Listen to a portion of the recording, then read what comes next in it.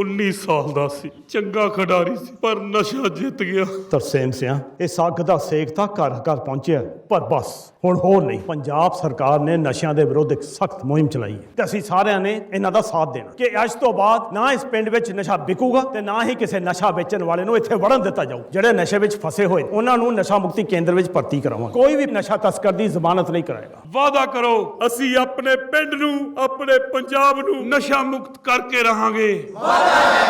7 अगस्त को राहुल गांधी ने press conference करके एक आरोप लगाया जिसमें बताया कि एक विधानसभा सीट के अंतर्गत 1 लाख से ज्यादा वोटर्स ऐसे हैं जो फर्जी हैं, डुप्लीकेट हैं और उनके मकान नंबर 1 है, पता 1 है, पिता का नाम XYZ वगैरह वगैरह है। इसके बाद इस पर सवाल उठा और शाम होते होते 7 अगस्त के शाम को ही राहुल गांधी के हाउस पर डिनर पार्टी रखी गई। इसमें तमाम विपक्ष के नेता पहुंचे। 25 पार्टी के नेता थे इसमें, 25 पार्टी में, जिसमें अखिलेश यादव भी पहुंचे थे, अभिषेक बैनर्जी भी, उद्धव ठाकरे भी, आदित्य ठाकरे भी, डिंपल यादव, तेजस्वी यादव, फारूक अब्दुल्ला, महबूबा मुफ्ती जैसे तमाम नेता, शरद पवार, सब इस मीटिंग में मौजूद थे। लेकिन इस मीटिंग में जितने लोग थे, 25 लोकसभा सीटों में जो उन्होंने कहा गया कि 25 लोकसभा सीटों की वजह से प्रधानमंत्री बने हैं नरेंद्र मोदी। यह राहुल गांधी की तरफ से एलिगेशन है। 33,000 से भी कम वोटों के अंतर से 25 लोकसभा की सीटें जीती गई है।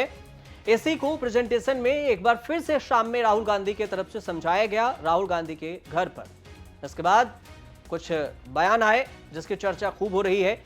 यह बयान है कपिल सिब्बल की तरफ से। वैसे तो विपक्ष के तमाम नेता कह रहे हैं कि चुनाव आयोग वोट की चोरी कर रही है, लेकिन कपिल सिब्बल ने भी अपना स्टेटमेंट दिया। कपिल सिब्बल ने राहुल गांधी के समर्थन में कहा कि एक सच्चा देशभक्त ही ऐसे जो जानकारी है इसको निकाल कर ला सकता है। प्रेस कॉन्फ्रेंस किया कपिल सिब्बल ने और उन्होंने कहा कि बड़े पैमाने पर चुनावी धोखाधड़ी की गई है और इसी का उजागर राहुल गांधी ने 7 अगस्त को किया है। चुनावी धोखाधड़ी की बात राहुल गांधी ने की है तो इनकी नागरिकता रद्द होनी चाहिए। जो इस चुनावी धोखाधड़ी में शामिल है। राहुल गांधी ने कर्नाटक में खासकर एक निर्वाचन क्षेत्र में जो हेराफेरी हुई है उसमें एक बड़ा चौंकाने वाला खुलासा किया है और यह भी कहा है कि महाराष्ट्र में भी वोटों की हेराफेरी हुई है। कपिल सिब्बल ने सीधे तौर से राहुल गांधी का पक्ष लेते हुए दिल्ली, कर्नाटक, महाराष्ट्र जैसे, हरियाणा जैसे राज्यों का भी नाम लिया और उन्होंने कहा कि राहुल गांधी ने वो बड़े पैमाने पर जो वोट चोरी की बात कही है चुनाव आयोग को स्पष्ट करनी चाहिए, लेकिन चुनाव आयोग नहीं कर रही है। इसके बाद कपिल सिब्बल, प्रियंका गांधी ने भी इस पर जवाब दिया। प्रियंका गांधी का कहना है कि बीजेपी की सरकार विपक्ष पर ईडी, सीबीआई लगाकर तमाम जांच करा रही है और उसके नाक के नीचे ही वोटों की चोरी हो रही है, इसकी जांच क्यों नहीं करवा रही है, तो इसे भी करवाना चाहिए। हालांकि इनके प्रेजेंटेशन से पहले जो तेलंगाना के सीएम है रेवंत रेड्डी, उन्होंने एक बयान दिया था। तेलंगाना के सीएम रेवंत रेड्डी का कहना है कि राहुल गांधी को रोकने वालों को मिटा देंगे और मिट्टी में मिला देंगे। उनके रास्ते में जो भी आए, उनके काम में जो भी बाधा डालने की कोशिश की, उसे मिटा देंगे। जो बीच में आता है, राहुल जी सोचधारा को, कांग्रेस सोचधारा को रोकने के लिए जो भी रोकने के लिए कोशिश करेगा, सबको हटा देंगे, सबको मिटा देंगे, मिट्टी में मिला देंगे। Maharashtra, it was addition of votes. In Karnataka and Delhi, that we know, it is manipulation of votes. And now it is in Bihar, it is deletion of votes.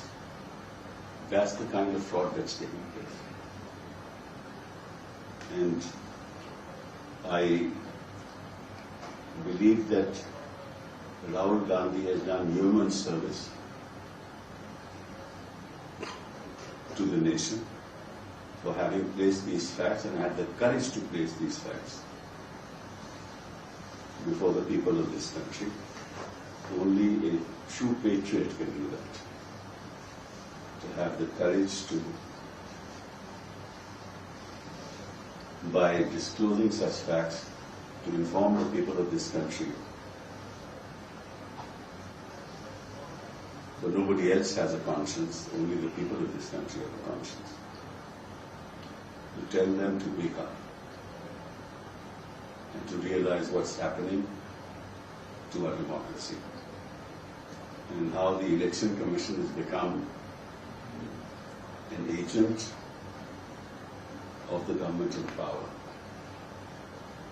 Otherwise, when these facts were disclosed, the Election Commission should have immediately said, we will have a full investigation into this. विधानसभा का चुनाव और उसमें 1 लाख आपने फर्जी vote डाल दिए, तो जहां जो जीते आप कहेंगे वही जीतेगा।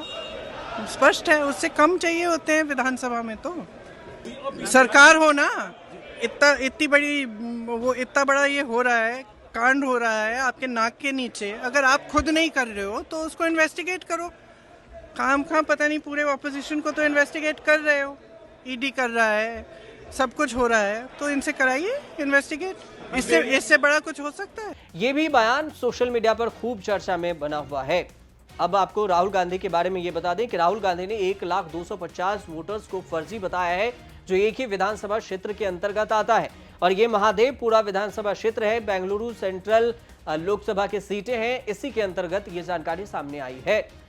इसी पर पक्ष और विपक्ष दोनों साथ, जो पक्ष सत्ता पक्ष कह रही है कि ये जो उल जलूल बातें हैं नेता प्रतिपक्ष राहुल गांधी को नहीं करनी चाहिए। यह भी कहा जा रहा है बीजेपी की तरफ से कि ठोस सबूत दे। चुनाव आयोग खामोश है। चुनाव आयोग का सिर्फ ये कहना है कि आप एक एफिडेविट पर साइन करके दीजिए, लेकिन साइन के बाद राहुल गांधी कह रहे हैं कि हम साइन करके देंगे तो हमारे टाइम लिमिट में बन जाएंगे कि 30 दिन के अंदर अगर हमें जवाब नहीं मिला तो फिर वो जो पूरे जानकारी है उसको पेंडिंग में डाल दिया जाएगा। तो फिर आप इस पर जांच कीजिए, फर्जी है जानकारी तो आप मुझे बताएं कि ये फर्जी नाम है तो कैसे जोड़े गए, लेकिन इसको लेकर विवाद है। तो कुल मिलाकर देखें तो सत्ता पक्ष जो आरोप है राहुल गांधी के उस पर सवाल उठा रही है और राहुल गांधी चुनाव आयोग पर सवाल उठा रही है कि चुनाव आयोग इस पर बात कहे और इसके फर्जी अगर वोटर्स हैं तो उनके बारे में बताए और हम इसे पोल खोलकर रख देंगे। राहुल गांधी का ये भी कहना है। साथ में ये भी कहना है राहुल गांधी कि सत्ता एक न एक दिन बदलेगी और अगर सत्ता बदले तो फिर चुनाव आयोग या जो भी वोट की चोरी कर रहा है वो बचने वाला नहीं है। तो देखें साफ तौर से तो चुनाव में वोट चोरी का आरोप लगा है। अब इस पर आगे क्या क्या होता है ये थोड़े वक्त में आपको पता चलेगा। जैसे जैसे चुनाव आयोग भी इस पर कुछ प्रतिक्रिया देगी वैसे वैसे इस पर परत दर परत पोल खोलते जाएंगे। फिलहाल आपको रिपोर्ट सही लगे तो हमारे चैनल से जुड़िए, सब्सक्राइब कीजिए, शेयर कीजिए, कमेंट कीजिए। देखते रहिए न्यूज़ तक।